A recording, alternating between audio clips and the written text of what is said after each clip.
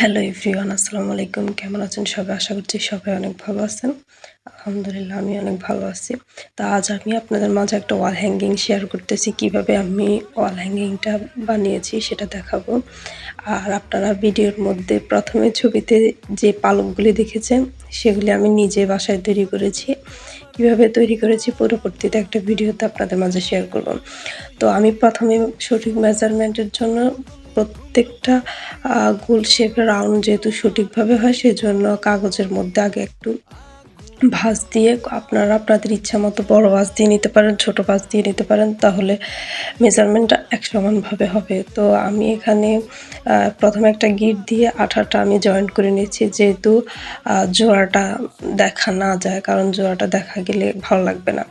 তো আমি এখানে একটা গোল যে বৃত্তটা করেছি এটা হচ্ছে গিয়ে বাঁশের কঞ্চি দিয়ে করা হয়েছে। আপনারা চাইলে লোহা দিয়েও বানাইতে পারেন, মোটা তার দিয়ে সেটাও পারবেন। আর এরকম বাঁশ দিয়ে যদি করতে চান, হাত পাখা বানানোর জন্য যেভাবে বাঁশকে গোল করা হয় জাস্ট সেভাবে করে একটা বাঁশ গোল করে এটাতে কাপড় পেঁচিয়ে নিলে হবে। আমি কালো কালারের কাপড় পেঁচিয়ে নিয়েছি, যেহেতু আমি এখানে সাদা আর হচ্ছে গিয়ে ব্লু কালারের পিঙ্ক কালারের কাজ করব, সেজন্য আমি কাপড়টা কালো নিয়েছি। তো আমি প্রথমে একটা ফোল্ড করছি, মানে গিট দিয়ে নিচ্ছি। তো একটা গিট দেওয়ার পরে সেম একটা গিটের ভিতর দিয়ে আরেকটা গিট আমি টেনে নিব। তো এখানে আবার জয়েন্টটা আমি গিট দিয়ে আঠা দিয়ে লাগিয়ে নেব। তো আপনারা খেয়াল করুন যে গিটগুলি আমি কিভাবে দিচ্ছি। প্রথম যে রাউন্ড করে একটা গিট দিয়ে নিয়েছি, এই গিটের ভিতর দিয়ে আমি আরেকটা গিট দিয়ে নিব, বাইরে থেকে না।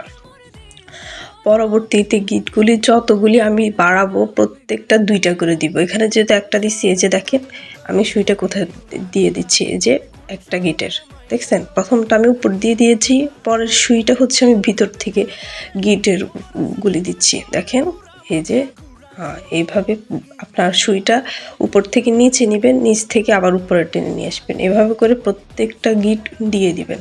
এখন আমার যেহেতু প্রথম রাউন্ডটা হচ্ছে একটা দিয়ে দিয়েছি, পরের প্রত্যেকটা রাউন্ড আমি দুইটা সুতার ভিতর দিয়ে নিব। এখানে একটা সুতা আছে, একটা সুতার ভিতর দিয়ে নিচ্ছি। তো পরে যতগুলি রাউন্ড হবে প্রত্যেকটা রাউন্ড আমি দুইটা সুতা নিয়ে করব। মানে হচ্ছে গিয়ে এখানে যখন একটা সুতা আছে, তা একটা সুতা ঘোরানোর পরে পরে আমি দুইটা সুতা দিয়ে দিব, তারপর একটা একটা করে বাড়তে থাকবে সুতা। খেয়াল করেন, ভিডিওটা একটু লম্বা হবে আপনাদের বোঝার জন্য। এই যে দেখেন আমি কিভাবে দিচ্ছি, উপর থেকে সুইটা নিচে ফেলবেন, নিচ থেকে সুইটা উপরে ফেলবেন না, তাহলে গিটগুলি হবে না। আপনার সুইটা উপর থেকে নিচে ফেলবেন, ফেলে তারপরে আপনি সুতাটাকে টান দিবেন, তাহলে এই যে প্রত্যেকটা গিট এক সমানে হবে। তো আমি এটা দেখাই দিচ্ছি। দেখানোর পর হচ্ছে কি, এখন আমি প্রথমে একটা সুতা দিয়ে পেঁচিয়ে নিয়েছি, তারপর আরেকটা সুতা দিয়ে গিট দিয়েছি। এখন আমি দুইটা সুতা একসাথে দিয়ে আরেকটা সুতা লাইন করতেছি, তার মানে আমার তিনটা হলো।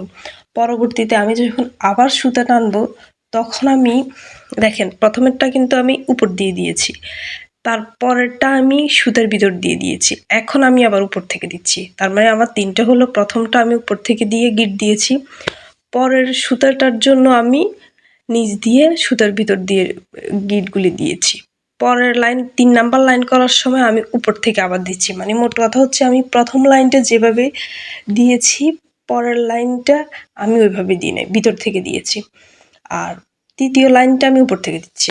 খেয়াল করেন তাহলে বুঝতে পারবেন।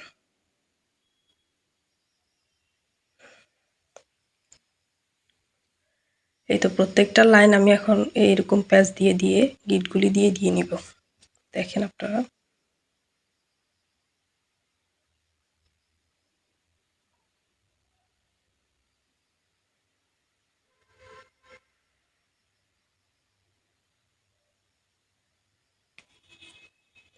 এখন আমি যেটা করতেছি, আবারও ভিতর থেকে এই প্যাচগুলি দিচ্ছি। দেখেন আবার ভিতর থেকে আমি প্যাচগুলি দিচ্ছি, খেয়াল করুন আপনারা।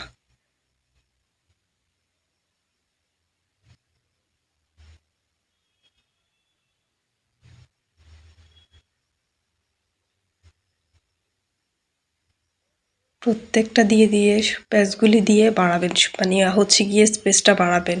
আমি এখানে 10টা দিব, এভাবে 10 বার লাইন টানবো। আপনারা চাইলে 8 বার দিতে পারেন, 5 বার দিতে পারেন, 6 বার দিতে পারেন। মানে কেউ চাইলে স্পেসটা ছোট রাখতে পারেন, কেউ চাইলে আবার বড় করতে পারেন, আবার 10 বারের চাইতে আরো একটু বেশিও দিতে পারেন, 11, 12 এরকমও দিতে পারেন। তো আমি দেওয়ার পরে এখন দেখেন আমি এখন 2টা সুতা থেকে টানতেছি, মানে উপরে আমার 2টা সুতা বাদ রেখে নিচে থেকে 2টা সুতা দিয়ে দেখেন 2টা সুতার মাঝখানে ছিদ্র করে যে দেখেন আরো বোঝানোর জন্য, তারপরে ভিতর থেকে আমি সুইটা টানতেছি। প্রত্যেকটা সুই উপর থেকে সুই ফেলে নিচ থেকে উঠাবেন। এই যে দেখেন এই 2টা বাদ দিয়ে উপরে বাদ দিয়ে আর 2টা ভিতর থেকে নিচ্ছি। প্রত্যেকটা আপনারা এইভাবেই টেনে নেবেন।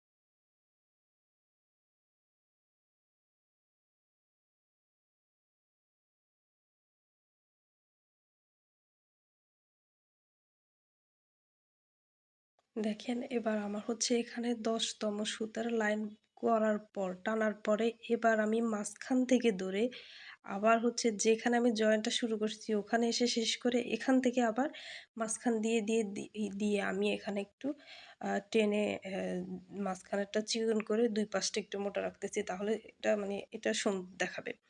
তো এভাবে দিচ্ছি, মানে আপনি যেখান থেকে লাইনটা 1 নাম্বার লাইনটা শুরু করছেন ওইখান থেকে আপনি 10 নাম্বার লাইনটা এসে শেষ করবেন, যেহেতু কোথাও একটা বেশি বা একটা কম এরকম না হয়, ওইখান থেকে আবার এসে এই ডিজাইনটা শুরু করবেন। তারপর এটা দেওয়ার পরে আমি আরেকটা লাইন টানতেছি। এই যে দেখেন আরেকটা লাইন টানতেছি। এখানে চাইলে আপনারা সেম কালারের সাদা সুতা দিয়ে পুরোটা করতে পারেন, আমি এখানে আবার পিঙ্ক কালারের সুতা দিব, দেখতে পাবেন।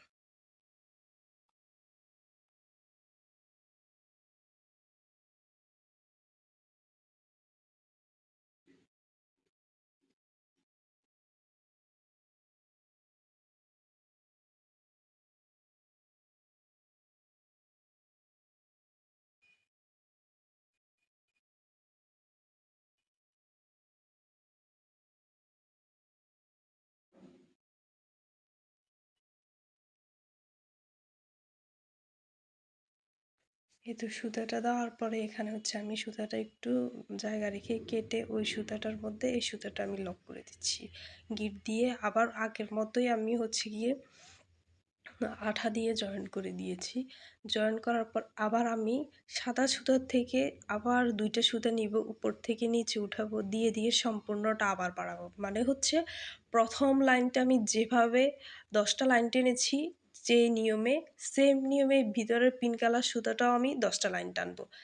তো এটা আমি আর বলতে চাচ্ছি না, আপনারা এটা বুঝে নেন।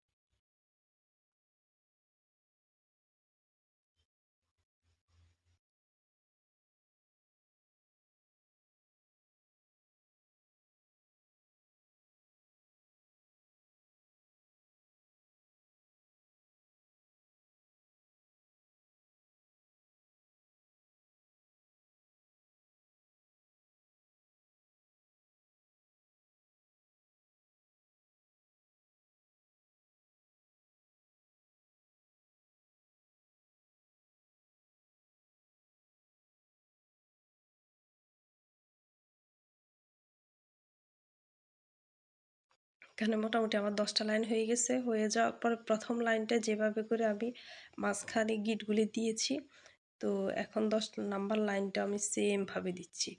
দেওয়ার পরে এখানে আবার দুইটা নিব, নিয়ে আবার পুরোটা রাউন্ডে মিলে নিব। মিলে নেওয়ার পরে আমার এটার কাজটা এখানেই শেষ। এটা হওয়ার পরে আমি একটা করে লাইন টেনে পুঁতি দিয়ে দিব। শেষ।